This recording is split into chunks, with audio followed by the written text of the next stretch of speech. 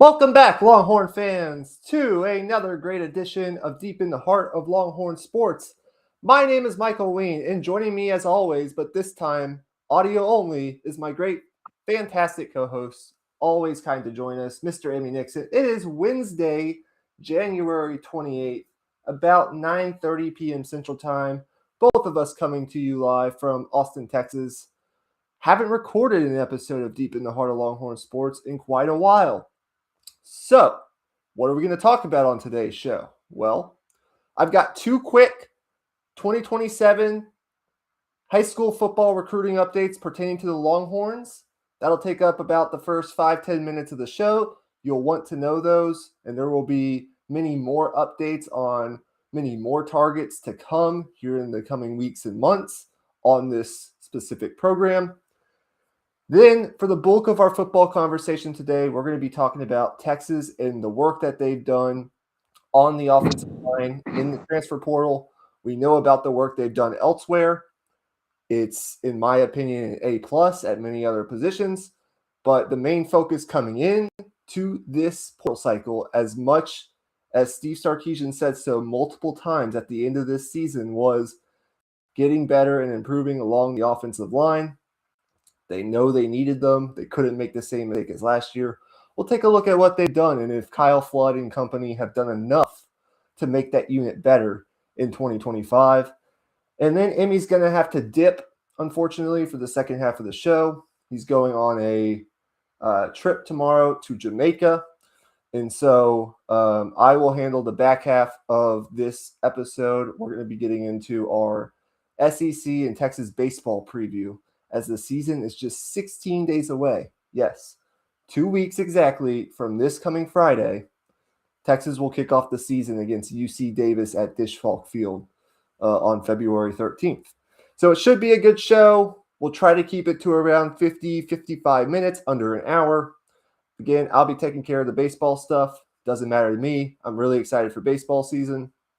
No basketball talk today, but next week, we'll definitely get into some college basketball, if not Texas basketball. And just a quick note here before we get into these recruiting updates and I ask Emmy how he's doing. There are going to be some changes to the channel out of necessity and adjustments to the podcast for this year. Some of it has to do with our lives personally. Other decisions are going to come specifically from me and the way I'm going to run things moving forward. I'm not going to ask Emmy we're not going to address that tonight. I just don't feel like getting into all that because we're going to waste time.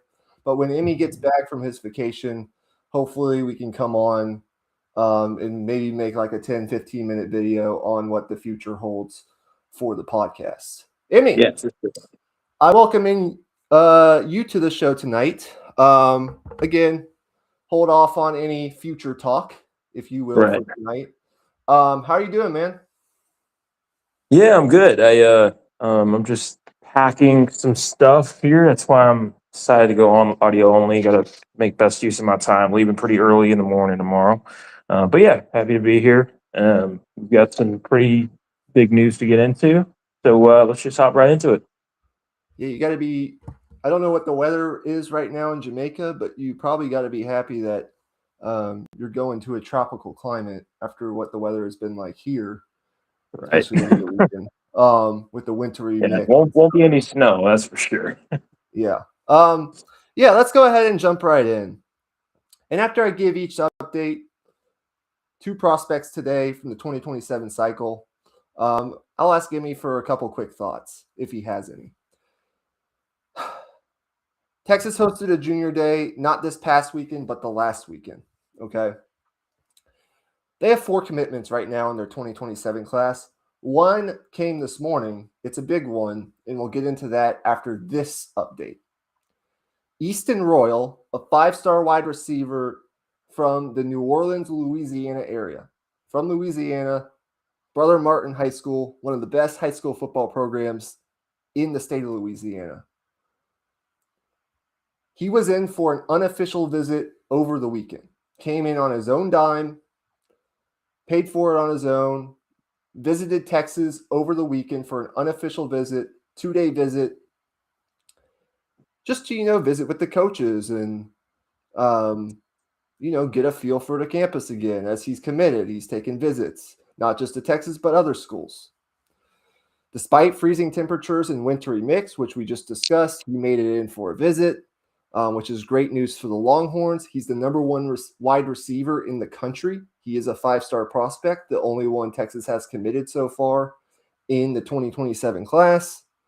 And he spoke very highly of the visit to Texas this weekend.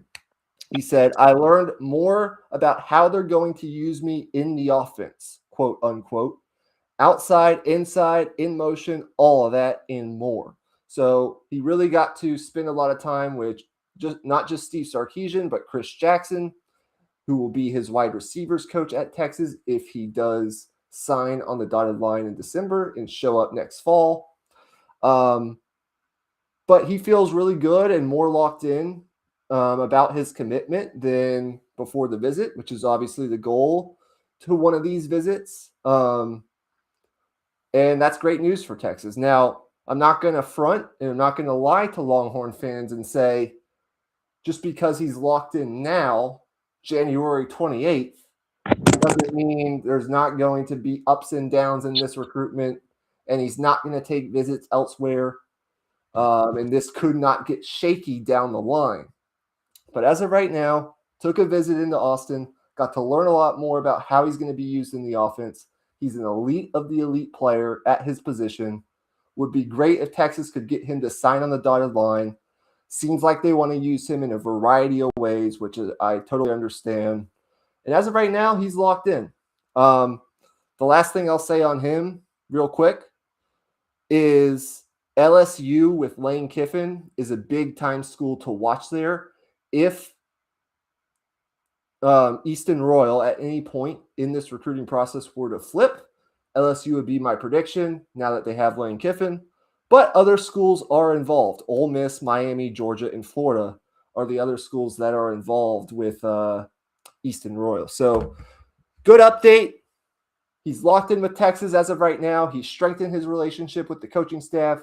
He learned about the offense even more this weekend. He's going to be back on campus once spring football starts in March for a weekend scrimmage to see the offense and some of these young wide receivers in action. But yeah, good update on Easton Royal. Emmy, do you have any thoughts on that? Yeah, I mean, super early on in the process, like you said, nothing set in stone. But I mean, from everything that's been said, reported, there's nothing indicating that this is a kid that's going to flip, or that we got to worry about flipping. Obviously, we were talking about 17, 18-year-old kids. Anything can happen, but this feels as set in stone as it can possibly be at this point in time. So definitely good things. And I definitely expect them to be, on campus, watching live games this fall as well. Absolutely. Again, Hayes far from in the barn on that one. He's going to take other visits to other schools. But as long as he continues to take visits to Texas, it doesn't stop stepping on campus, I feel pretty confident about this Longhorn staff ability to defend off those other schools. And one of the things you have to keep in mind is the Texas coaching staff and the front office, including general manager Brandon Harris, don't like to talk specifics about NIL this early in the recruiting process. Because what happens if you throw out a number too early is you give the other schools a lot of time to either match or succeed that offer, and then you just get into a bidding war. So Texas has probably told Easton Royal that they're obviously going to take care of him financially for what he's worth and what he wants, because that's what they do with these elite prospects. But that's the one thing you have to keep in mind here is there's probably not real numbers on the table at this point in the process. That'll come later. The second update, it's not really an update, it's a commitment. Their fourth commitment of the 2027 class, Emmy, and it comes in the form of 2027 Mansfield Summit Edge prospect Cameron Hall, who is one of my favorite 20 prospects in the state of Texas for the 2027 recruiting class. State of Texas kid, Mansfield Summit High School, 2027 Edge. He committed to Texas this morning. He was at the Texas Junior Day, not this past weekend, but the weekend before that. Other notable offers for Cameron Hall. You had A&M, TCU, SMU, Texas Tech, all the big schools in the state of Texas. There are some other big ones out there as well, but we won't read the whole list off. Here's what I'll say about Cameron Hall. Right now, he's ranked in the Rivals Industry Ranking, which combines On3 and Rivals, as those two companies have merged together recently. He's ranked as the number 241 national prospect and the number 23 overall edge in the country. So he's your run-of-the-mill mid four-star prospect, solid national top 250 guy, really rock-solid player. But he's not quite in that super blue chip territory, Emmy, that we love to discuss, and he's not quite a 5-star. And I don't really foresee him becoming a 5-star at any point. But what I will say is I think he's got super blue chip upside. I think there's an opportunity for him to, with a big senior season this upcoming fall, to get into that super blue chip national top 75 territory, that high 4-star territory. The thing I love about him most, okay, not getting into his game too deeply, as we don't really have the time for that tonight. We have all offseason to talk about these prospects. Thing I love about him most, Emmy, he's listed at 6'4", 235 pounds. But in a recent interview with, I think it was Inside Texas, or it might have been Horns 24/7. Forgive me, I don't know which Texas outlet had this interview. But in a recent interview with one of those two outlets, he said he's currently at a playing weight of about 255, 258-ish. So the thing I love about that is, and this is only the data that I have confirmed, from 2002, when these rankings began. What's that? Did you say something? Oop. From 2002, anyways, guys, from 2002 to about 2020, 2021. That's the data that I have. There have been 19 defensive end edge prospects rated as 4 stars or better. 4 stars or better. 4 or 5-star edge prospects. Okay. 19 of those from the state of Texas from 2002 to about 2020. Of those 19 edge prospects from the state of Texas listed at 6'4" or better from the state of Texas in that time period, about the last 20 years, 15 of them were drafted into the NFL. Not undrafted, not got signed to an NFL team. 15 of the guys from the state of Texas at his position with his physical profile in the last 20 years of the Rivals rankings were drafted into the NFL. That's a 78% hit rate.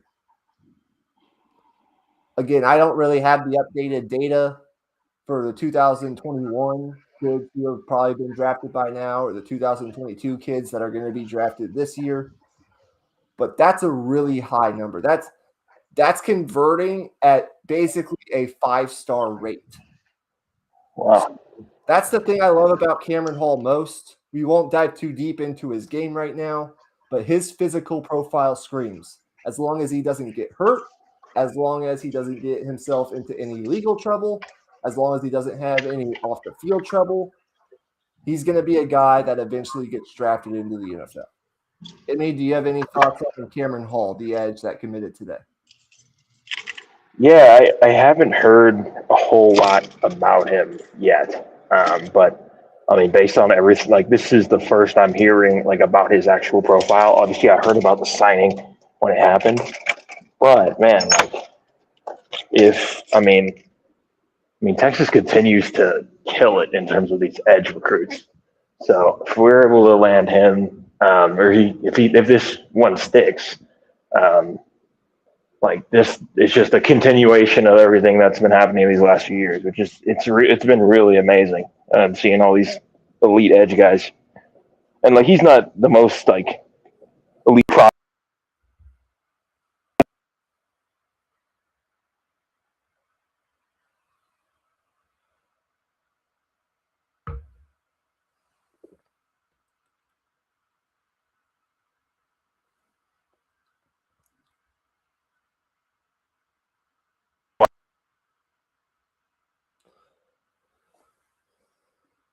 Comes to Yeah, so basically with Cameron Hall, the thing I'll say is to wrap up the recruiting segment for this show is I think he's very similar to Jamarian Carlton from this 2026 class for a lot of the same reasons.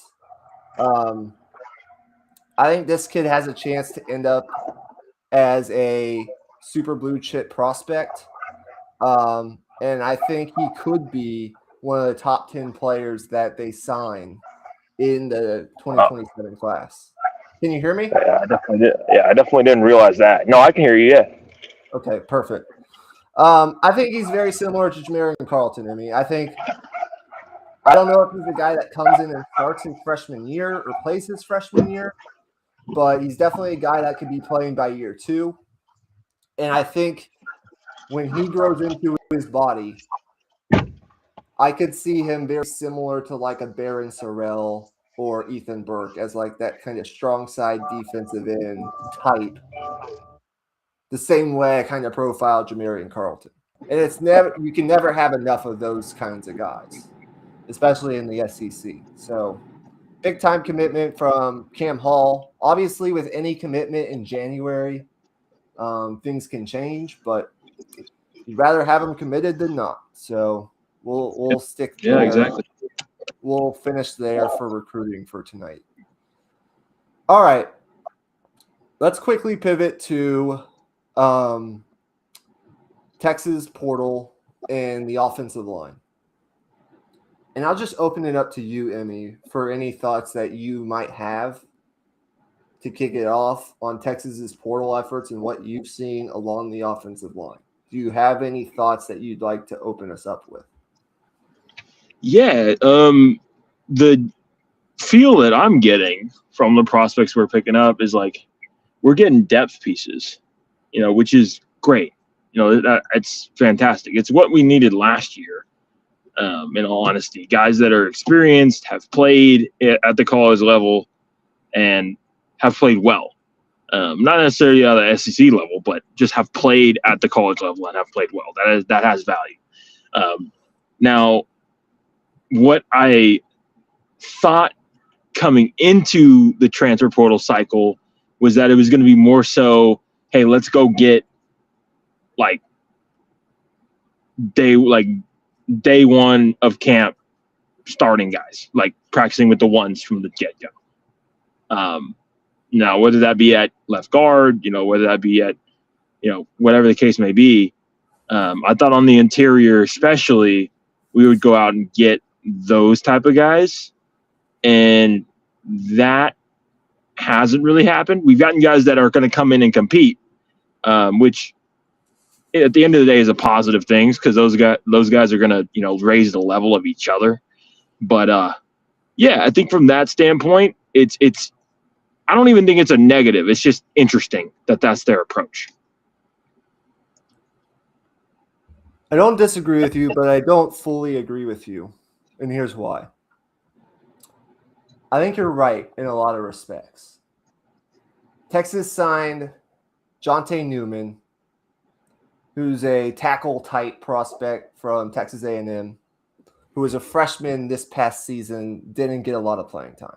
Okay. I think at most he probably played in like 2 games. I'd have to look it up real fast. But to me, Jonte Newman, the tackle prospect that they signed from A&M earlier on in this transfer portal cycle, he's a depth piece replacement for Nick Brooks. That's what he is, in my opinion. They played similar amounts of football. He just comes from a different school. Nick Brooks, of course, entered the portal, and he's now at Alabama. We'll see how his career continues to progress at Alabama. But true freshman at A&M last year, 6'6", 315, good skills. He's not a guy that they're looking to contribute in 2026. If he has to play, if Jonte Newman has to play in 2026, things have gone haywire, and that's probably not a good thing. Okay, and then they also picked up earlier on in this transfer portal cycle along the offensive line. This, in fact, was their first pickup along the offensive line. A kid named Dylan Sikorsky, who comes by way of Oregon State. Okay, he signed with Texas on January 9th, so a couple weeks ago now. His story is he's 6'4", 332. He started 6 games at left guard for Oregon State this past year before he got hurt and kind of got passed up by guys. Played 444 snaps, so he played a good amount of football, played Power 4 competition. He was starting at Oregon State as a redshirt freshman, but he missed a lot of the last half of the season. But in his 444 snaps, he only allowed 0 sacks. But again, this wasn't a guy that Oregon State was penciling in for a starting spot next year on their offensive line next year, which isn't a great sign. So I look at Dylan Sikorsky and I say, he's young. He's played football before. So if he had to be put in a game at left guard or right guard, it wouldn't be a Nick Brooks situation from 2025 where he's just going in sight unseen at 17 years old and never played football again, or never played football, in the SEC, and he's thrown in all of a sudden against Florida, expecting that to go well. Yeah. He's better than Nick Brooks. That's not a high bar, but it's good depth. He's not a guy I'm expecting to start this year, but if he competes, if he's on the 2 deep, if he's your swing guard, he's played football before. He was pretty solid at Oregon State for a true freshman. You have him in the program for the next couple years. It's not just the one deal. I'm completely fine with that. Okay, so he's kind of the swing guard right now. And if that's the case, I like it. So from that respect, you're right. They've signed a lot of depth. And in a way, the guy they signed yesterday could also be depth. It just depends on what else they do. Now, where I think your assessment might be a little off is with the kid, and I don't know even if what you saw or how much you've been paying attention. Mm-hmm. They did sign a kid named Melvin Siani, an offensive tackle from Wake Forest. Okay, he signed about. Oh, we got him. Oh, shoot. We got him. And so if you didn't see it, that's okay. I don't know what you've seen.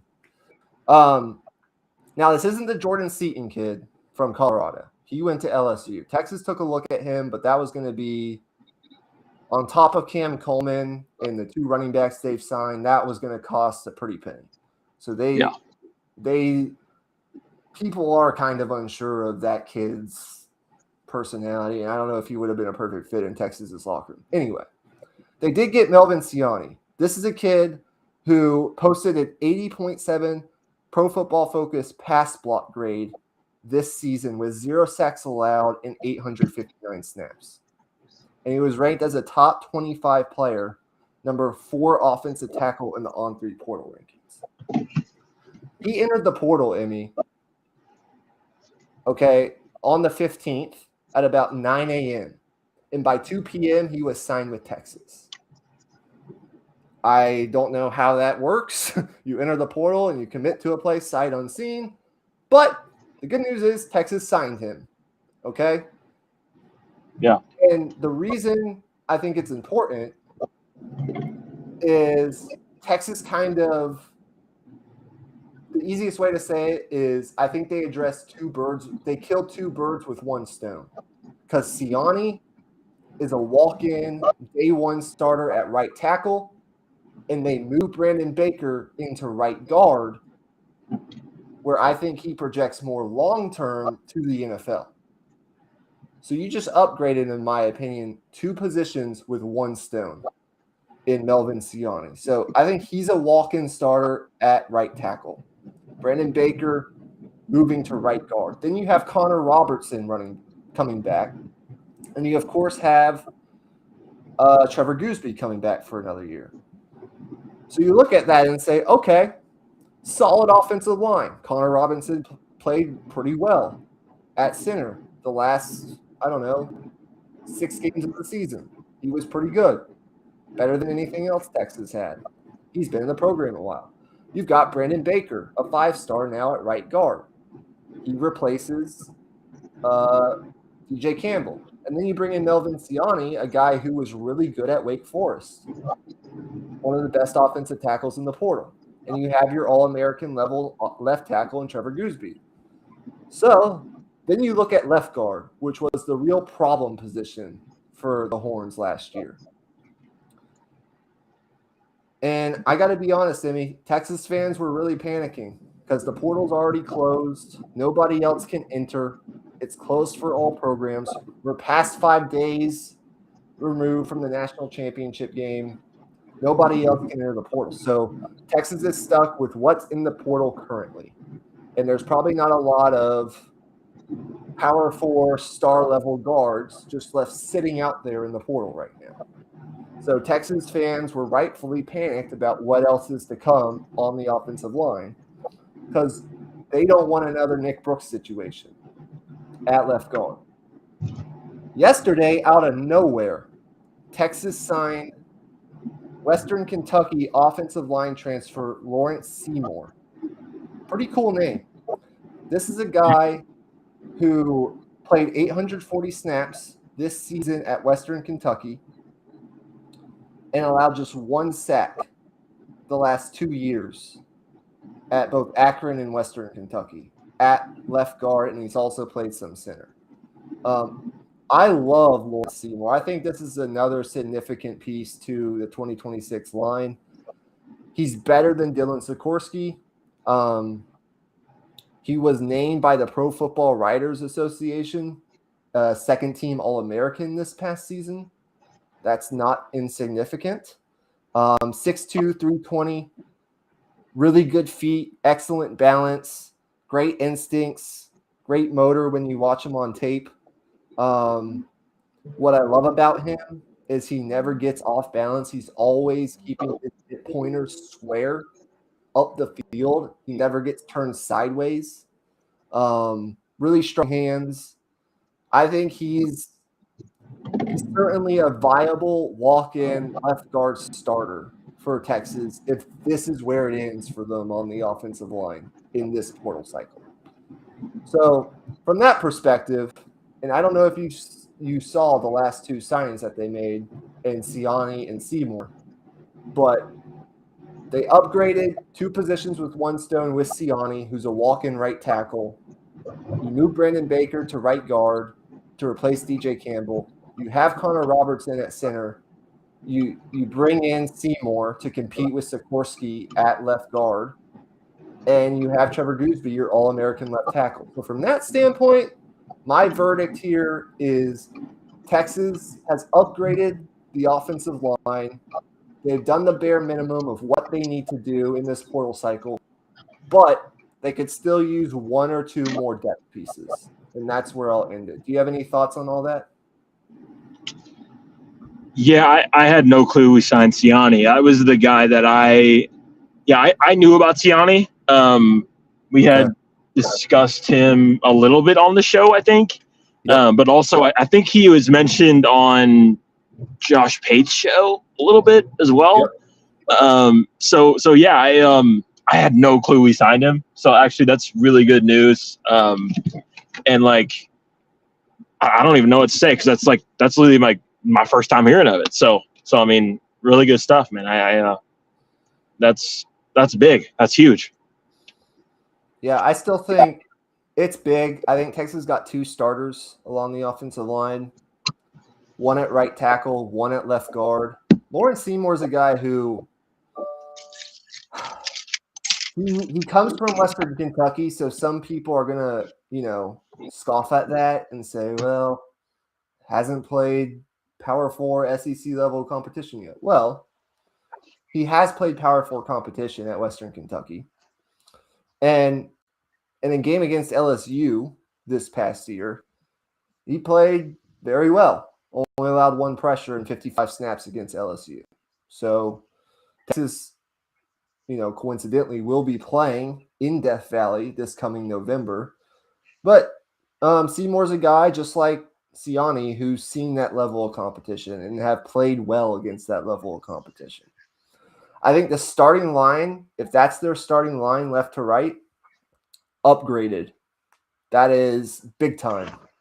You have Sikorsky, who I think can be on the 2 deep.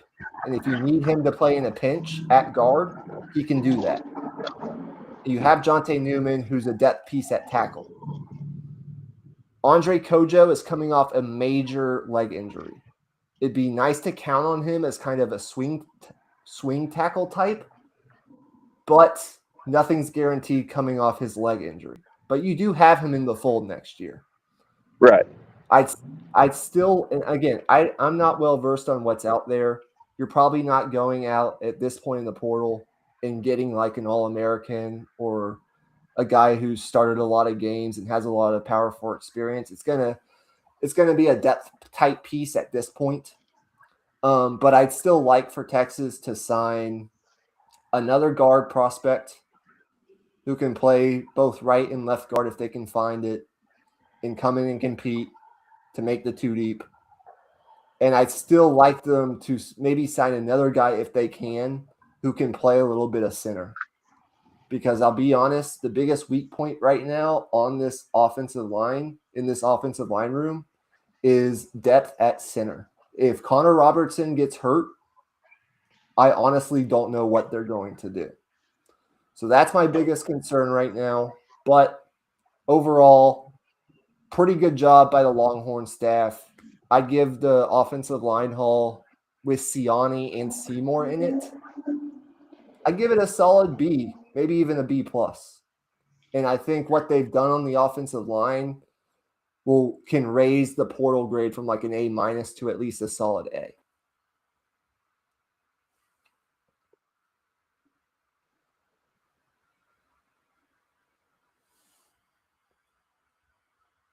So I think that's all I have on the football front, unless Emmy has anything else. We can go ahead and move on to baseball. And when he joins, I'll let him say his piece and then he can go. Or if he doesn't join, well, he's got stuff to do. So I wanted to get into a little bit of Texas baseball tonight. Or just SEC college baseball in general tonight as we're nearing the start of college baseball season.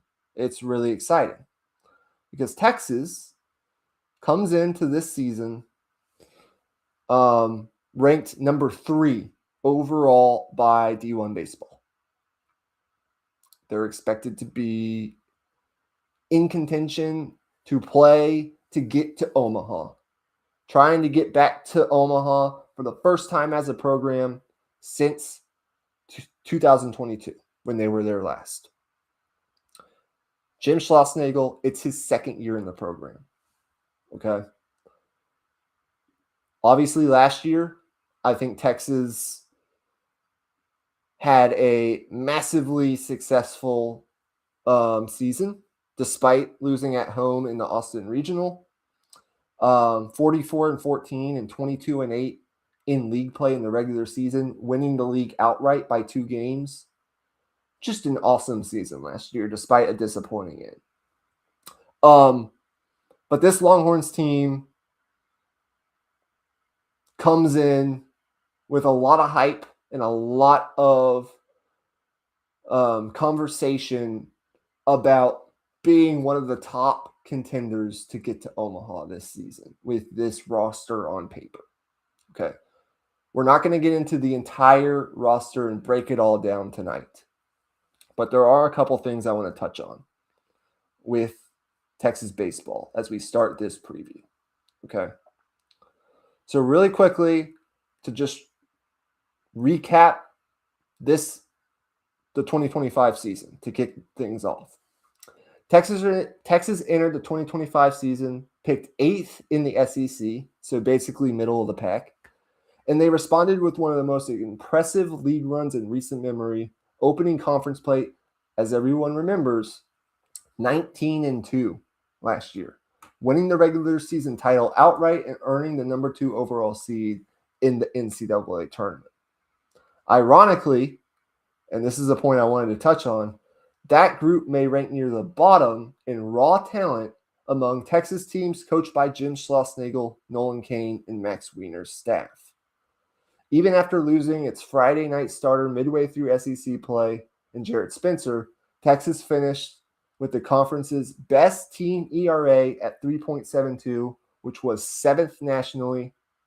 And with Wiener leading the pitching development, Max Wiener, that is, the Longhorns enter 2026 with arguably the highest pitching floor in the country with the depth that they return and that they brought in through the portal along with the freshman class. So highly successful 2025 season. That was probably the weakest team in terms of raw talent on paper that we're going to see in Jim Schlossnagle's tenure here in Austin, however long that lasts. So that brings a lot of excitement to this upcoming season, which again starts here in about 16 days from now, 2 weeks from Friday. One of the big storylines, and this is where I want to start this preview, is left-handed pitcher, freshman last year, coming into his sophomore season, Dylan Volantis, who is expected to move into the rotation after a historic freshman campaign where he earned SEC Freshman of the Year honors and was a Stopper of the Year finalist, as I think the best closer in college baseball last year. Okay, 12 saves, set an SEC freshman record with 12 saves last year as a true freshman. He comes in this year as a sophomore. Last year pitched 51 innings to a 1.94 ERA, a sub-2 ERA in 51 innings with 74 strikeouts and only 12 walks. Just an incredible year last year by Dylan Volantis. The question that we're presenting to ourselves tonight in previewing this team is, he comes in as a sophomore. He was a closer last year. And everyone is projecting him to move into the rotation as this staff's ace, as the Friday night guy for Texas, as a starter. Now, what I will say, Dylan Volantis is not unfamiliar to being a starter at a high level. He started games in high school. Really wasn't ever a bullpen guy until last year when he was Texas's closer.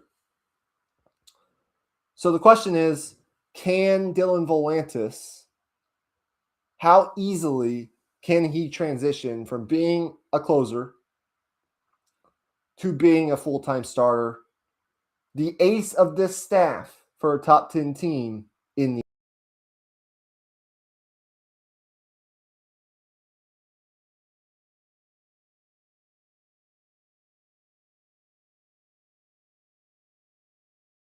tools to do it as good as anyone can. And I have full confidence that he will do it, and he'll become an ace for this staff. His curveball remains the separator here. Threw it 29% of the time last year with a 46% whiff rate and a 41% chase rate, which means when he threw it out of the zone, out of the strike zone, when he threw that pitch out of the strike zone, opposing batter swung at it 41% of the time. Just a nasty curveball paired with a great fastball, high velocity. He was basically a two-pitch pitcher for a lot of last year and was one of the best closers, if not the best closer in college baseball as a freshman. And then towards the end of the year, he complemented those pitches with a cutter that he slowly developed. And he threw that with a 45% whiff rate, along with a slider at 54%. And so he's really become a four-pitch pitcher. And you need those weapons to be a starter in the SEC. He's expanding his arsenal. He's as talented as anyone on paper. He's going to be one of the top MLB prospects in the 2027 draft when that comes along. I have high expectations for Dylan Volantis. I think he's got all the tools in the world to make that transition from being a closer to being a starter. He's got a fastball that was elite last year. He pairs that with a cutter, which had a 45% whiff rate, a slider, and an elite curveball. He's now a four-pitch pitcher. And so I think whether he's the Friday night guy, which I fully expect him to be, or even the Saturday night guy, he can be a high-level, all-conference kind of starter in the SEC. What can't Dylan Volantis accomplish after coming in as a freshman and having one of the best pitching seasons as a freshman in Texas baseball history as a closer last year for the Horns? He's a big storyline to watch. And so I thought we would talk a little bit about him tonight as we kick off this preview. Let's see. What else do I want to touch on tonight?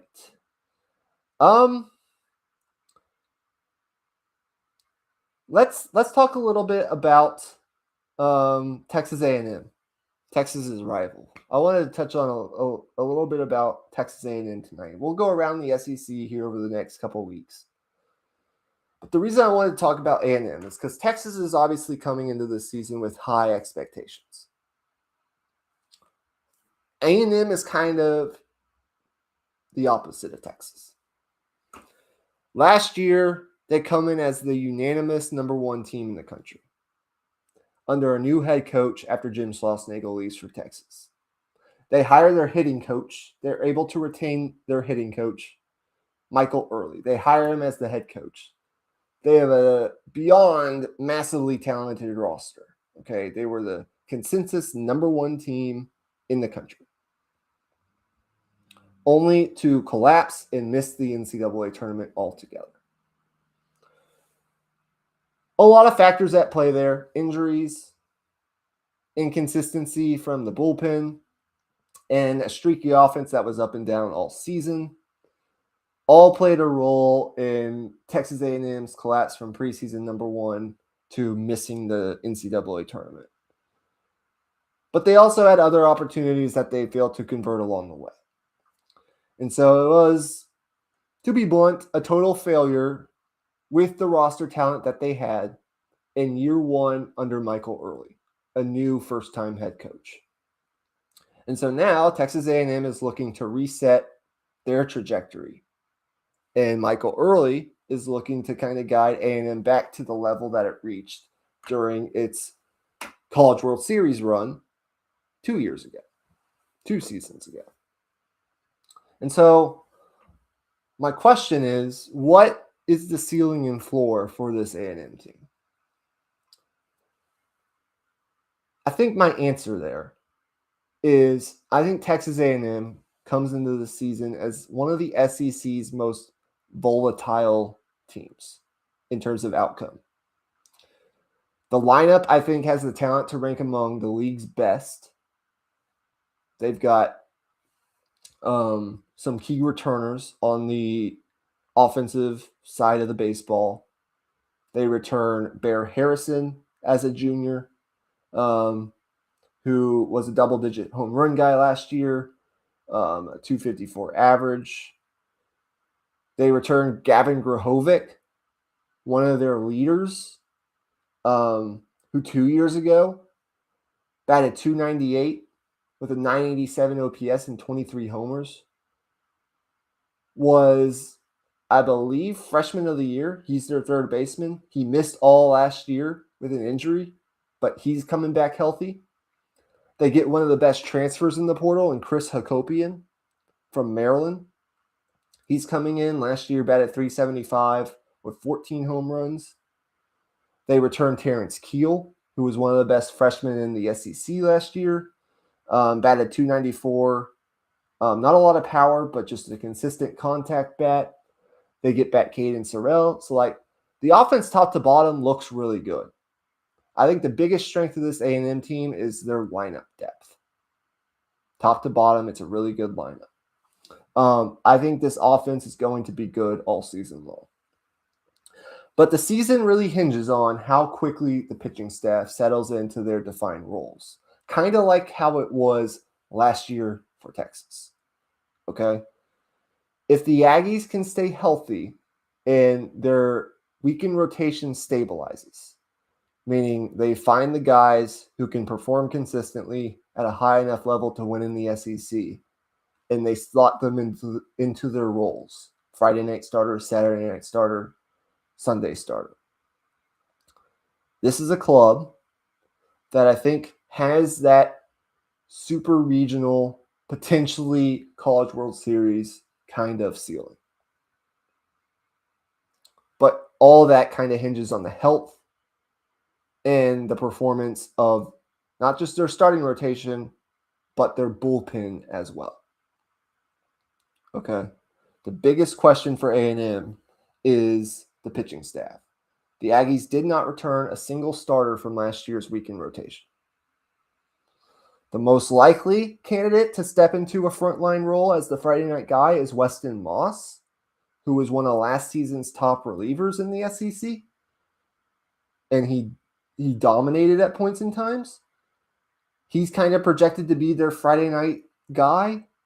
You also have Shane Sadal, who's another key piece. He missed all last year with an injury. He's probably going to be one of their weekend starters, but it's kind of an unknown as he's coming off Tommy John.